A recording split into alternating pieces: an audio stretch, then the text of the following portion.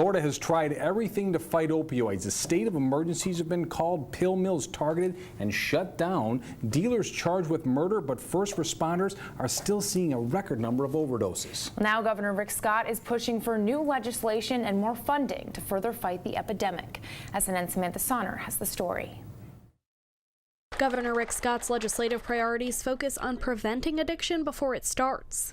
He wants to limit opioid prescriptions to 3 days unless strict conditions are met for a 7-day supply, and make sure all healthcare professionals that prescribe or dispense medication are participating in the Florida Prescription Drug Monitoring Program. The best thing is to prevent in the first place, and that's why I think the education of our doctors, the education of or the limiting the prescription is going to have a positive impact. He's also proposing continuing education courses for prescribing opioids and pledging an additional $50 million towards substance abuse treatment, counseling, and law enforcement initiatives. We've got to help our law enforcement, but we also help our providers that are going to try to help them get off the addiction, which I say, from my experience and people that have been addicted, it's not the easiest thing in the world to get off an addiction. Clinical Vice President of First Step of Sarasota, Bob Piper, says he's optimistic. There's a possibility of $50 million new money coming, which of course, to provide treatment for people who otherwise won't get it,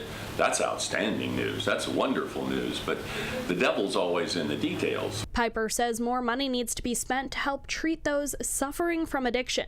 This is a brain-based disease that affects all the behavior and the decision-making of a human being, and it's not that easy to turn around, but it can be done if you apply the right doses of treatment to the right people. Piper says there needs to be more education on the magnitude of the current crisis, which almost looks like a generation at risk for slow suicide in the way this is coming about. So it's much more complex than just not letting them get pills. Governor Scott says they're working on fighting the crisis from every direction, and he's open to new ideas. Reporting in Bradenton, I'm Samantha Sonner, SNN, the Suncoast News Network.